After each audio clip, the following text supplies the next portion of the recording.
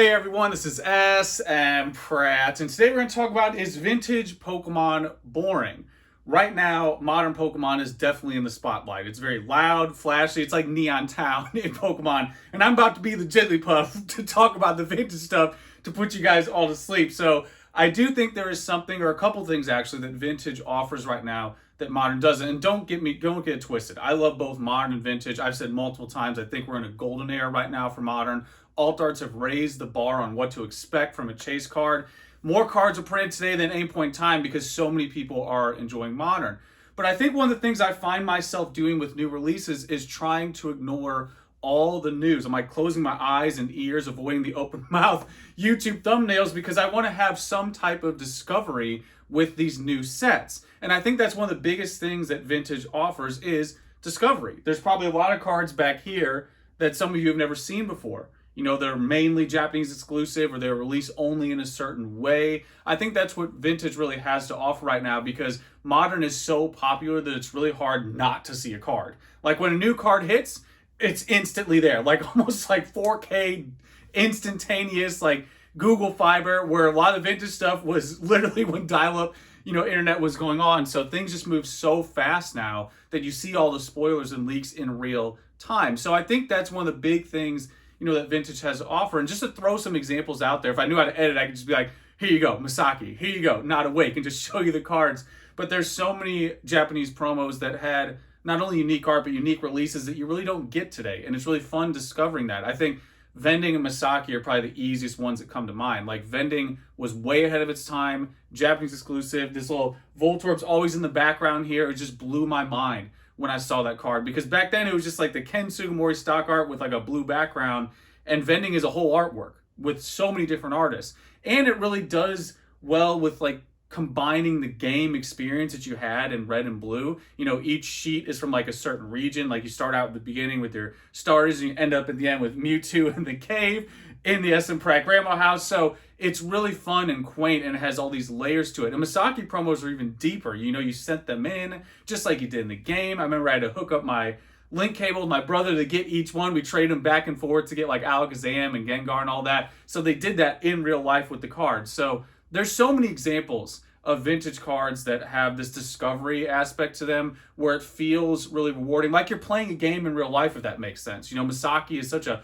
one-to-one example of that. When you find out and discover Misaki cards, you're like, this is just magic. So you have those, you have Game Boy promos, Not Awake, like look at this art. Like you have Pikachu underage drinking. Like he's eating cake and he's got a glass of wine. Like this is what was going on back then. And I think that is what vintage has to offer. It's not even just like the old back stuff. Like there's McDonald's promos, all Japanese exclusive. There's even like card-ass stuff. There's a lot of non-TCG that you can get into as well. There's so many branches here. Versus Set is another one that's kind of like the new back Vending series. There's just so many examples like Grand Party, Shining Mew. And I think that takes us into the next point that vintage has that modern just can't have. And it's one of those things that it's just a value. It's one of those where you can value it or you can't, take it or leave it. But the history is captured. Like when I'm going on about Misaki and all these types of releases, that's something that's very unique to that time.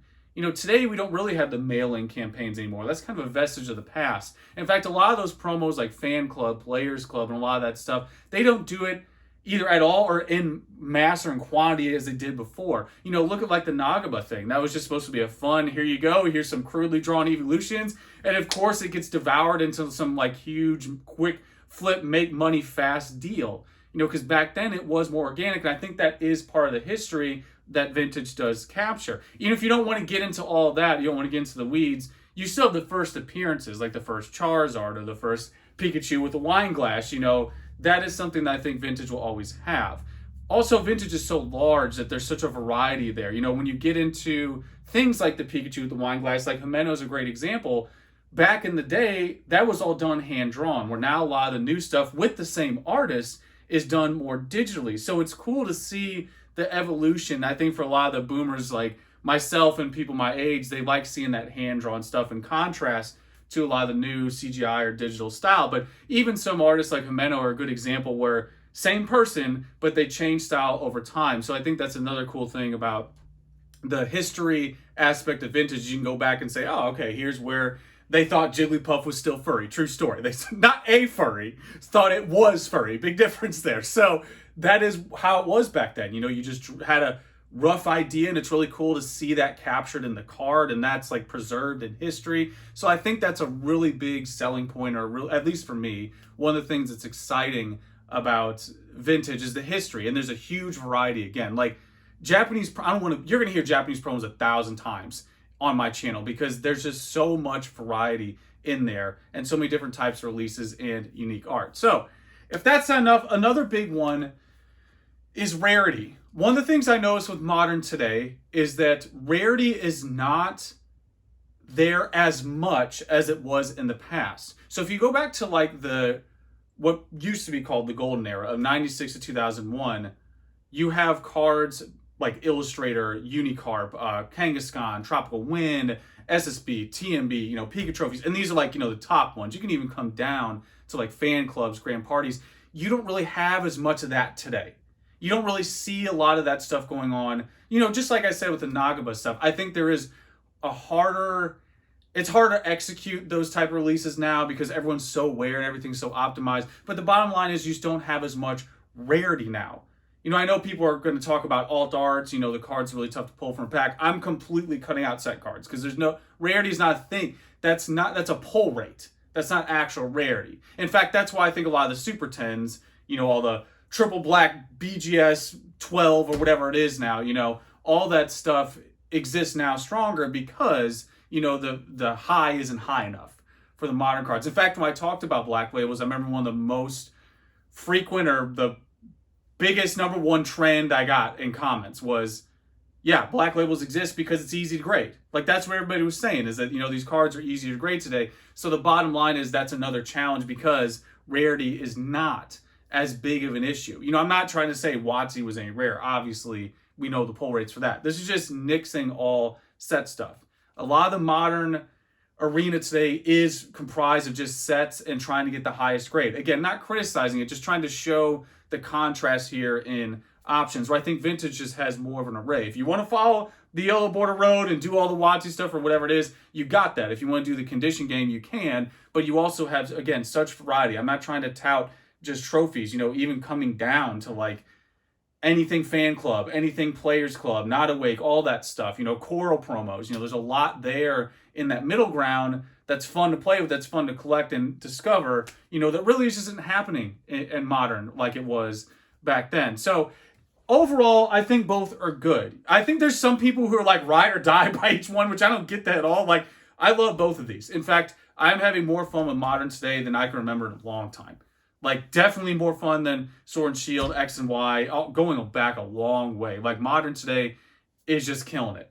But yeah, I know there's some people who are like, they ride or die by one, like vintage stole their girl or something, and they can't stand them. Like, it's one of those where I appreciate both of them, and I think these are the things that come to mind for me that I think vintage offers right now that modern doesn't. I think the art is phenomenal in modern. I think sets like 151 are just pure magic.